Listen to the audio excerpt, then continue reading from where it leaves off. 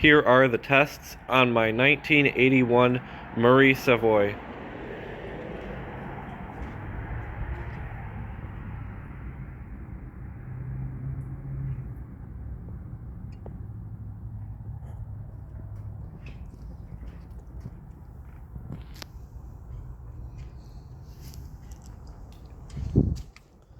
It is set to the water line and using a standard flapper.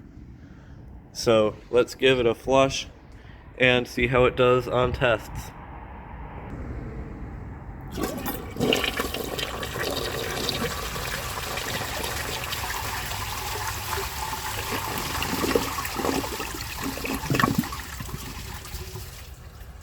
The flush is pretty nice.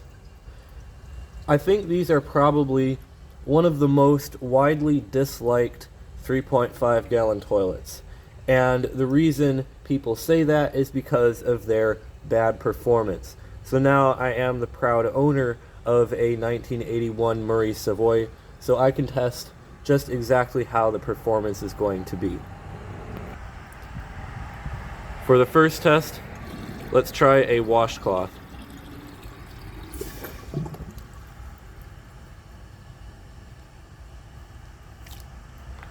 This toilet has no mineral buildup in the trapway.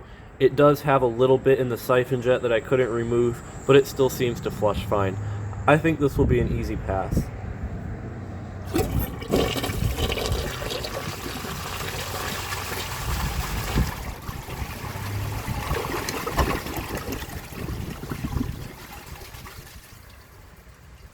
Did perfectly as expected. One thing I did not mention is that there was a whole quarter in the siphon jet as well that I removed before the video. Now let's see if it can take a grocery bag.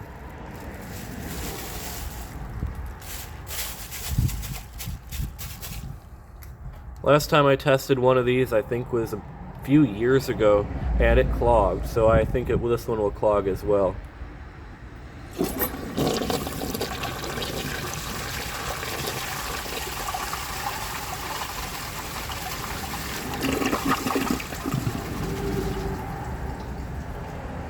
Not at all.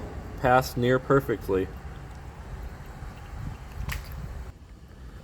So far, this toilet has outperformed a few 1980s Kohler Wellworths and a couple 1980s American Standard Cadets.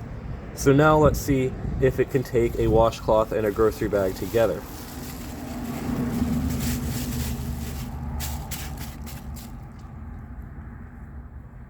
I think it also did better than a Universal Rundle Citations. But anyway, let's see if it can take a washcloth and a grocery bag.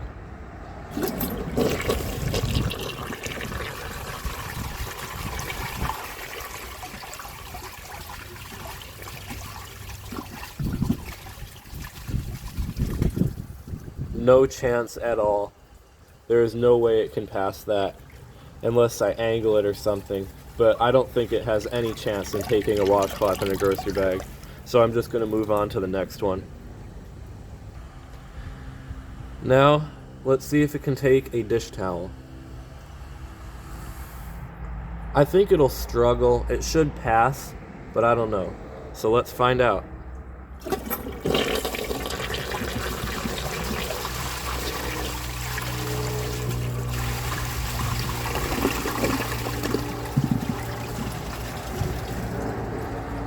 It took just a tad bit longer than the washcloth and the grocery bag separately, but it passed very well.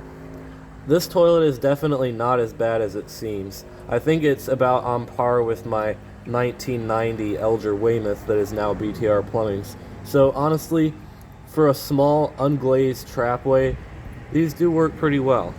I'm just going to go ahead and try that dish towel once more and see if the results are any different.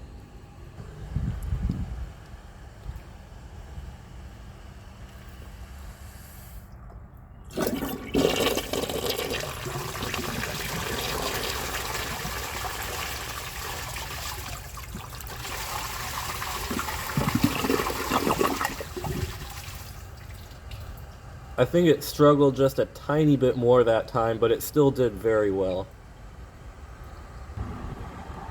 It is quite difficult to remove paper towels and stuff from the siphon jets on these when I do the clogged siphon jet test, and I don't want to permanently ruin this toilet, so I'm going to skip that test and go straight to dirt. And even though it rained last night, somehow I was still able to find dry dirt. But I think the bowl rinse is going to be pretty good. I actually missed this spot up here, and I think that this probably wouldn't rinse very well anyway, but I'm just going to see if it can pass the dirt. It'll probably leave some down in the siphon jet and maybe a little bit on the sides, but overall it'll do pretty well.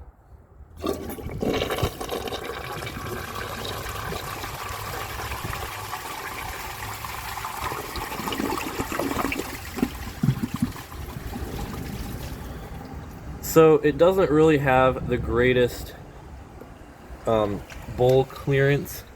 It did leave a bit of floaters. This spot here is pretty bad. It should have taken that. This is just a manufacturing error right here. So then it looks like around the sides, that's just rust stains. There's just that little speck right there. But other than that, there's this and then the speck in the back.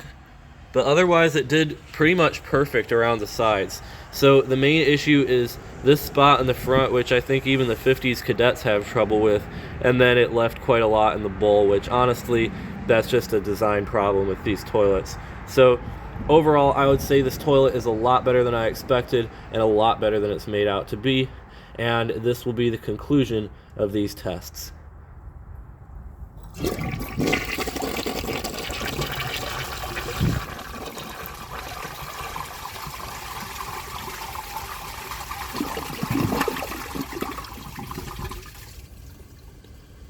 If you enjoy my videos, please subscribe and turn on notifications. It helps my channel a lot and I really appreciate it. Thanks for watching, and see you guys in the next video.